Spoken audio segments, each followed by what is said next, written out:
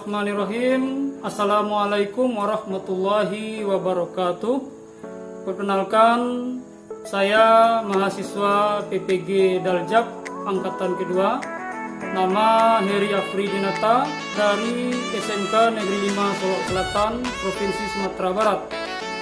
Pada hari ini saya akan melaksanakan video praktek pembelajaran untuk uji kinerja dan ujian kompetensi mahasiswa PPG.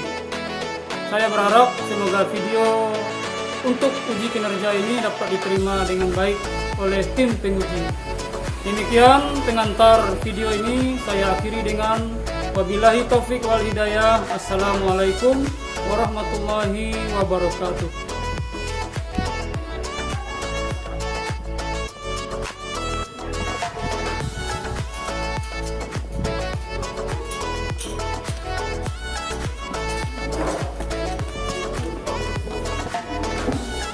Assalamualaikum. Waalaikumsalam warahmatullahi wabarakatuh.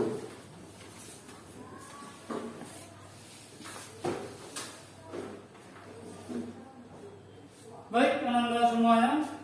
Assalamualaikum warahmatullahi wabarakatuh. Waalaikumsalam warahmatullahi wabarakatuh. Bagaimana kabarnya pagi ini? Baik. Sehat semuanya? Sehat. Oke. Baik, sebelum kita memulai proses pembelajaran kita pada hari ini, coba Anda lihat dulu lah sekeliling Anda. Kalau ada sampah, silakan diambil dan dibuang ke tong sampah.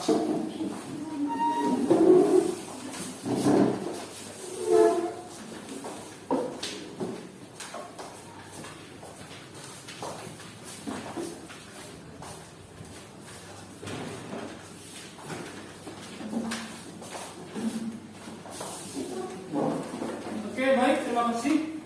Karena dalam Islam, kebersihan itu adalah sebagian daripada iman. Baik, kepada ketua kelas, silakan disiapkan kelas kita pada hari ini. Dan berduduk, siap. Berdoa mulai.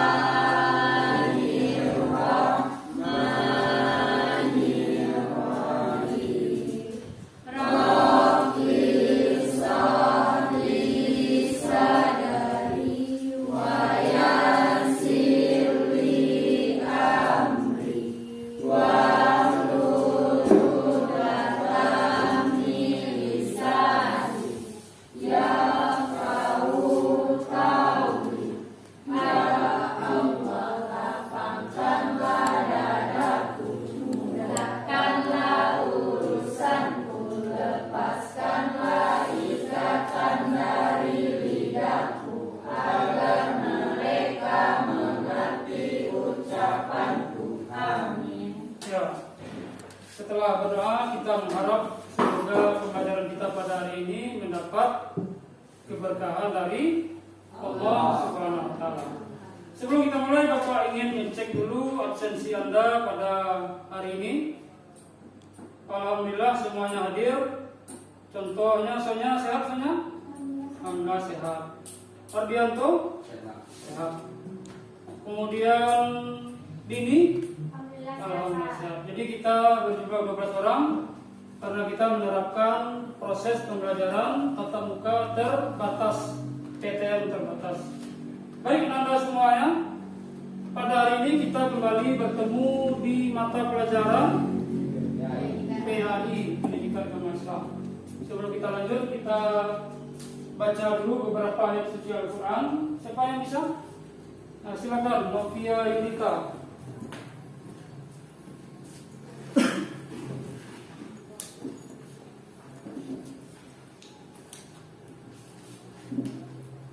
A'udzu billahi minasyaitonir rajim. Bismillahirrahmanirrahim.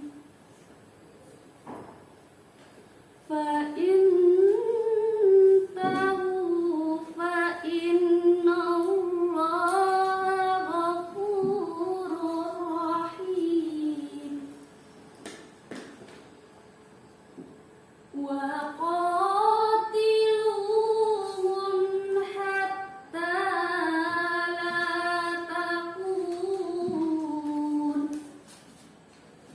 hatta la takuna fitnatu wa yakunad dinu lillah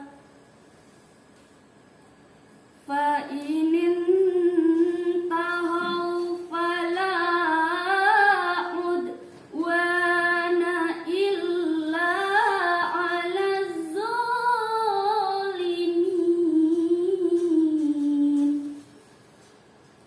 Shadaqallahul azim. Ya. Kita mengharap dengan kita buka pembelajaran dengan Al-Quran dan pembacaan doa, semoga kegiatan kita hari ini mendapat kelancaran dari Allah Subhanahu wa taala.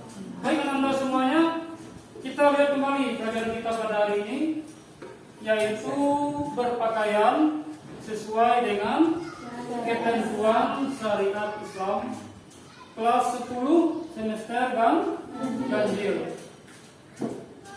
Sebelum kita masuk proses pembelajaran, materi ini merupakan materi yang bersifat aplikasi. Apa itu aplikasi? Dapat diterapkan di dalam kehidupan sehari-hari, baik bagi laki-laki maupun bagi perempuan. Coba si Farah berdiri di depan. Silakan. Ya. Jadi kalau kita perhatikan, Farah ini sudah memakai pakaian muslim atau belum? Sudah. Apa contohnya? Pertama, dia sudah menggunakan hijab atau jilbab. Yang kedua, bajunya menutupi semua tubuhnya dan pakai kaos kaki, ada kaos kaki di bawah. Kemudian yang nampak hanya telapak tangan, ujung tangan dan wajah. Ya, silakan duduk Farah. Kemudian yang laki-laki dari pusar sampai lutut itu harus ditutup. Kemudian apa manfaat kita belajar ini? Ada yang tahu kira-kira manfaat belajar berpakaian secara syariat? Ada yang tahu? Ada yang tahu? Silakan. Manfaat berpakaian sesuai syariat Islam adalah melaksanakan tuntunan yang diajarkan oleh Rasulullah. Iya. Menurut Dinda tadi, manfaat kita belajar hari ini adalah untuk melaksanakan tuntunan yang diajarkan oleh Nabi Muhammad Sallallahu Alaihi Wasallam. Baik anak-anak semua, sebelum Bapak masuk kita lihat beberapa kompetensi dasar yang wajib kita capai pada bab ini. Yang pertama, Anda terbiasa berpakaian sesuai dengan syariat Islam. Kemudian apa lagi indikator pelajaran kita hari ini? Indikatornya ada beberapa indikator, baik indikator sosial, indikator spiritual, dan indikator pengetahuan. Ya. Kemudian tujuan kita belajar hari ini ada beberapa tujuan. Pertama, peserta didik dapat membaca Al-Quran, yaitu surat Al-Ahzab ayat 59, seperti yang dibacakan oleh teman kita tadi. Yang kedua, peserta didik dapat meyakini bahwa perintah berpakaian itu berasal dari Allah dan Rasulullah, bukan dari yang lain. Kemudian yang terakhir, yang keenam, peserta didik dapat menganalisis makna aurat, makna jilbab, dan ketentuan berpakaian sesuai syariat Islam. Anda semuanya, setelah Bapak menjelaskan beberapa tujuan pembelajaran, mari kita lihat beberapa gambar supaya Anda dapat melihat tentang betapa pentingnya materi ketentuan berpakaian sesuai syariat Islam. Nah, ini dia gambarnya. Ada 4 gambar. Gambar 1, gambar 2, gambar 3, dan gambar 4. Siapa yang bisa menjelaskan di antara gambar itu? Coba Dinda dulu, silakan. Anda mau menjelaskan gambar yang mana? Gambar nomor 3. Gambar nomor 3. 3. Silakan. Dalam gambar nomor 3 dari kelima gambar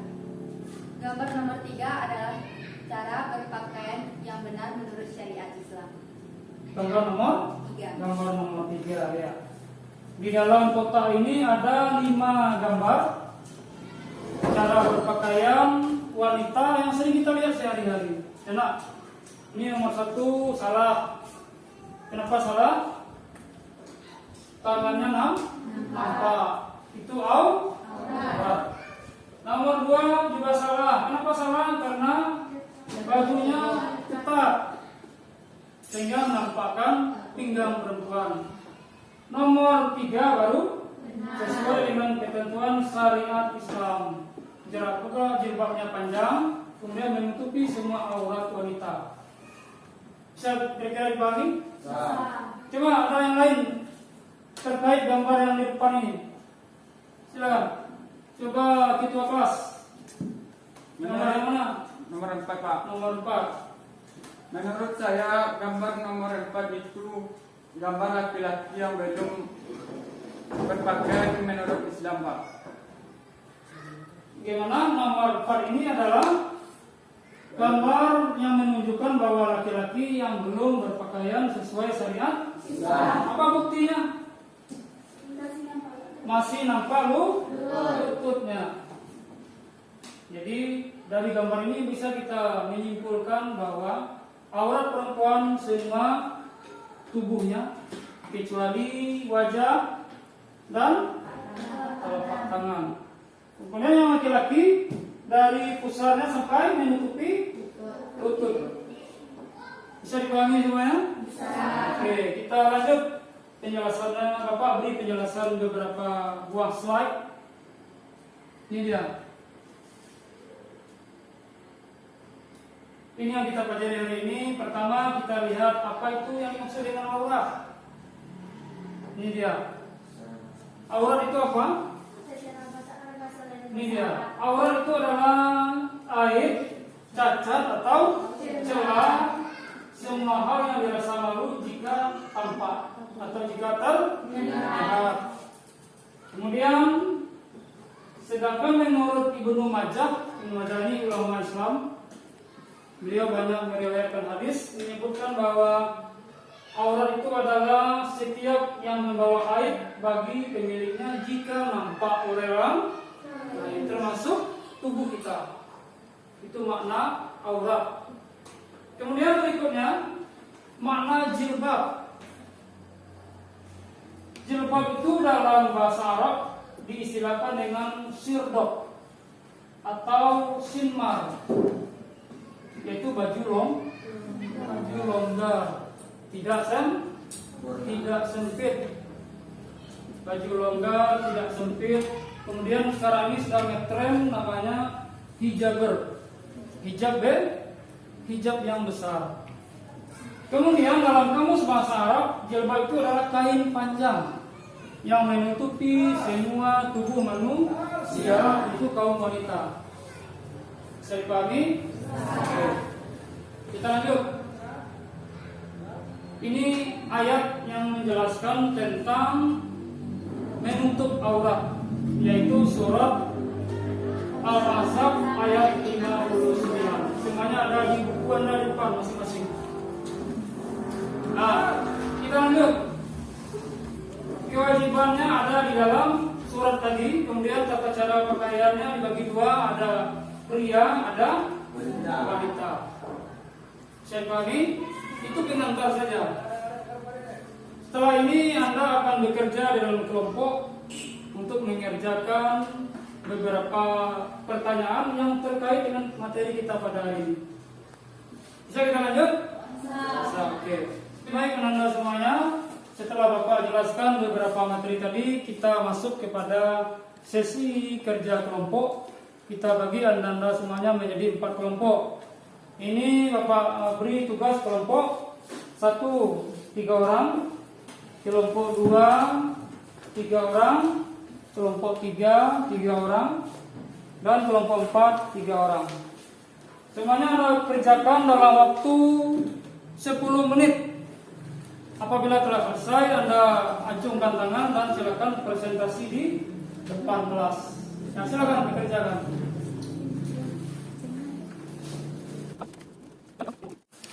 Kalau ada yang kurang jelas silakan ditanyakan. Baik, anak-anak semuanya, adakah yang belum jelas di antara LKPD itu? Silakan ditanyakan. Ya, silakan kelompok 3. Kami dari kelompok 3 ingin bertanya, Pak. Ya. Apakah yang dimaksud dengan pakaian syuhroh? Pakaian syuhroh. Di dalam Islam, pakaian syuhroh itu adalah pakaian yang bersifat sensasional. Artinya menarik perhatian orang lain dalam artian negatif. Contohnya wanita berpakaian terlalu sempit sehingga menimbulkan perhatian laki-laki lain. Jadi dalam Islam tidak boleh berpakaian yang mencolok, yang sederhana saja. Bisa dipahami kira-kira? Ada lagi yang lain kelompok ini? Kalau tidak ada silakan Anda lanjutkan pekerjaan Anda. Kita punya waktu kira-kira 10 menit lagi. Sudah diskusinya? Sudah? Ya. Bisa dipresentasikan ke depan? Bisa ya? Jadi Bapak bagi menjadi 2 sesi, ada sesi presentasi. Dan kalau ada kelompok yang lain ingin bertanya, silakan untuk menanggapi dari kelompok yang tampil tadi. Siapa yang duluan silakan. Angkat saja tangannya. Kelompok 2, silakan kelompok 2 maju ke depan.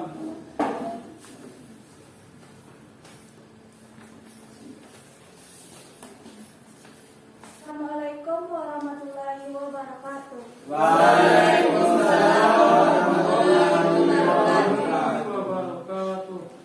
Perkenalkan, kami dari kelompok 2 akan menyajikan analisis kelompok kami terhadap gambar B. Gambar B di samping menunjukkan seseorang laki-laki memakai perhiasan dari emas. Berdasarkan penelusuran kami dari sumber belajar, maka kami temukan hadis Nabi Muhammad SAW yang diriwayatkan oleh At-Tirmidzi nomor hadis 1720 yang artinya, kain sutra dan emas diharamkan bagi laki-laki di kalangan umatku dan dihalalkan untuk kaum perempuan mereka. Jadi kesimpulannya, laki-laki muslim haram hukumnya memakai perhiasan dari emas sesuai dengan hadis tersebut. Assalamualaikum warahmatullahi wabarakatuh. Waalaikumsalam warahmatullahi wabarakatuh. Oke, baik, kita beri tepuk tangan dulu. Kita sudah berani tampil mempresentasikan hasil diskusi mereka. Jadi dalam gambar LKPD tadi menunjukkan ada laki-laki yang memakai perhiasan dari emas, cincin dari emas, kalung dari emas. Dalam Islam itu diharamkan. Salah satu landasannya ini hadis sahih atau hadis yang kuat dari Imam At-Tirmidzi yang menyebutkan bahwa Rasulullah bersabda, artinya kain sutra dan emas itu diharamkan bagi kalangan laki-laki, tetapi dihalalkan bagi perempuan. Jadi tidak usah lagi dipertanyakan kenapa demikian Pak, kenapa diharamkan, kita langsung ingat ada dalil. Paham kira-kira? Ya, Anda semuanya, setelah kita menyelesaikan diskusi kemudian presentasi di depan kelas, ada yang ingin ditanyakan seputar materi kita pada hari ini? Bapak persilakan. Silakan, Adinda. Saya ingin bertanya, Pak. Ya. Apa hukum wanita yang memakai perhiasan yang mencolok?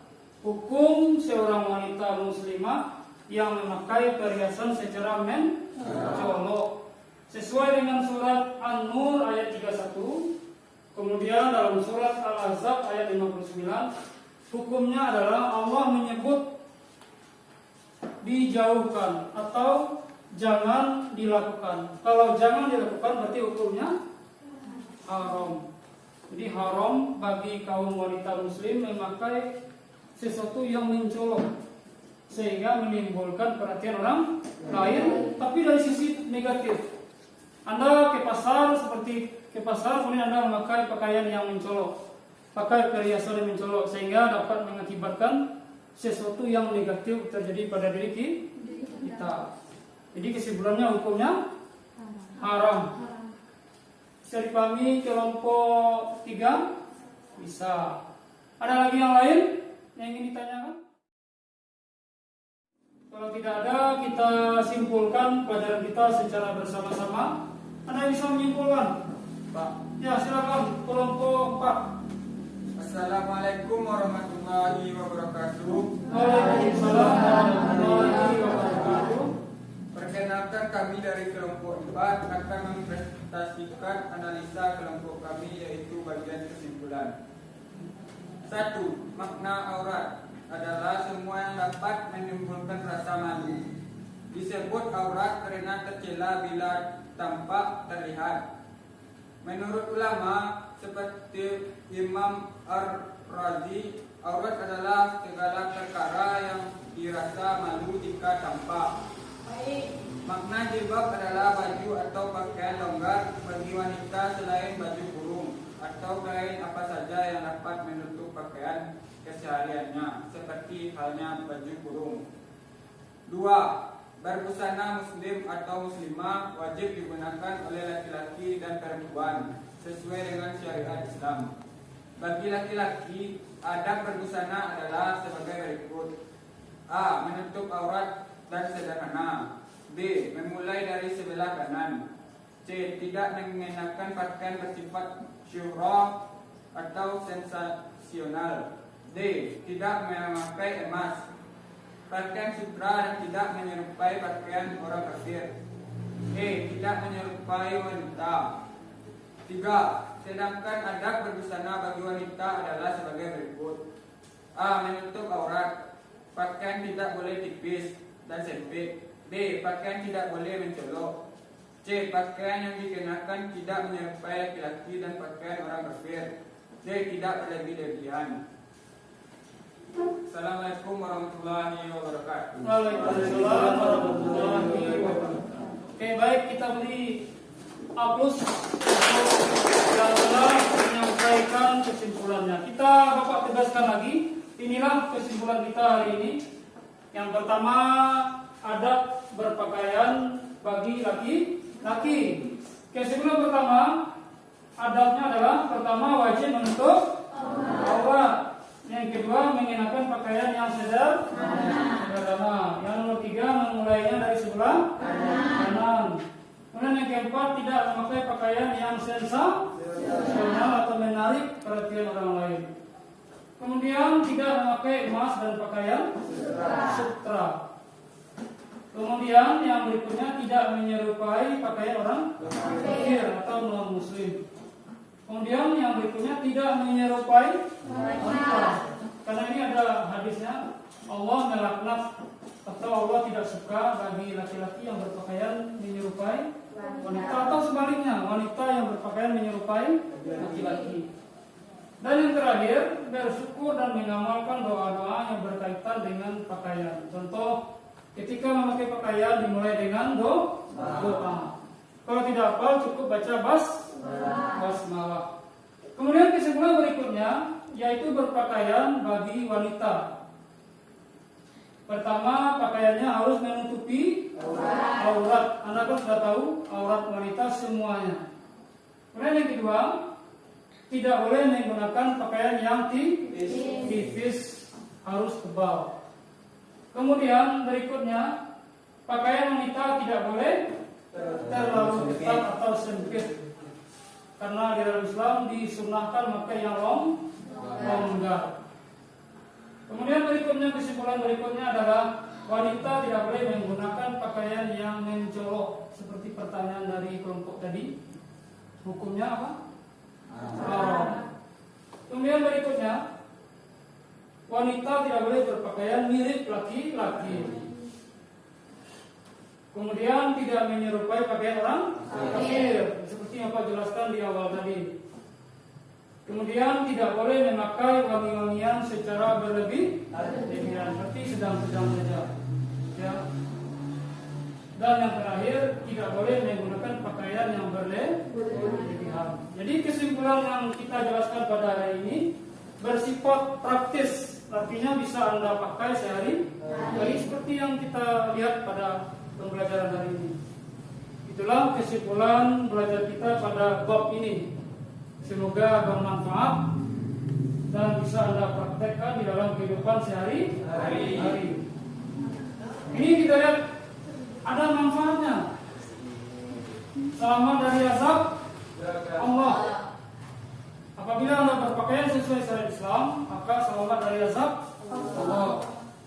Kemudian terhindar dari maksiat.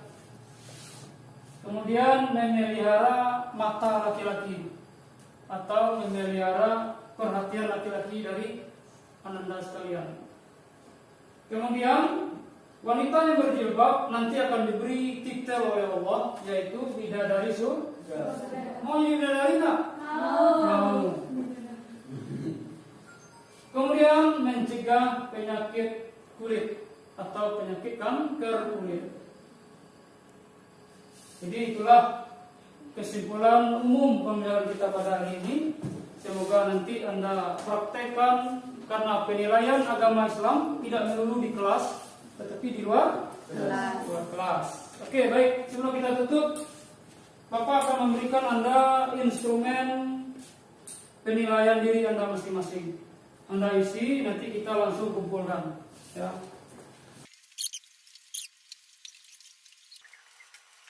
Nah, silakan diisi instrumen ini selama 5 menit sebelum kita menutup pembelajaran kita pada hari ini. Silakan. Sudah? Sudah. Silakan kita kelas kumpulkan instrumennya. Silakan kumpulkan instrumennya. Oke, terima kasih. Jadi ini merupakan instrumen menilai diri Anda sendiri mengenai materi yang sudah Bapak jelaskan, baik secara instrumen sosial maupun instrumen spiritual. Kemudian untuk minggu yang akan datang, Bapak akan memberikan ulangan harian kepada Anda sekalian. Kemudian baru kita memasuki bab berikutnya, yaitu bab tentang pentingnya menuntut ilmu pengetahuan. Bisa dipahami? Oke, sebelum kita tutup, kira-kira bagaimana metode kita hari ini? Apakah dapat menarik minat Anda? Dapat menarik minat Anda kira-kira? Menarik? Alhamdulillah.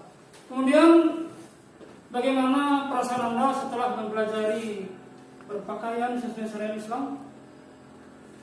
Apakah ada aplikasinya nanti? Ada? Ingin mengaplikasinya dalam kehidupan sehari-hari. Baik.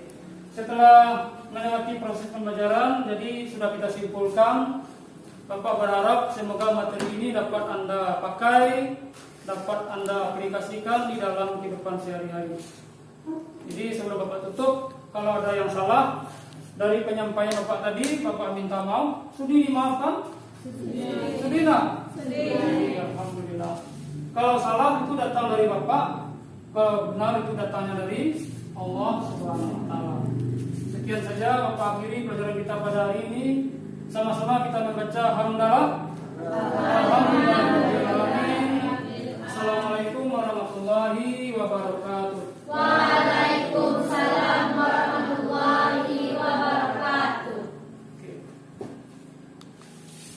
Untuk keduanya nanti sekarang. Kita ketemu lagi minggu yang akan datang. Ya. Assalamualaikum warahmatullahi wabarakatuh. Waalaikumsalam.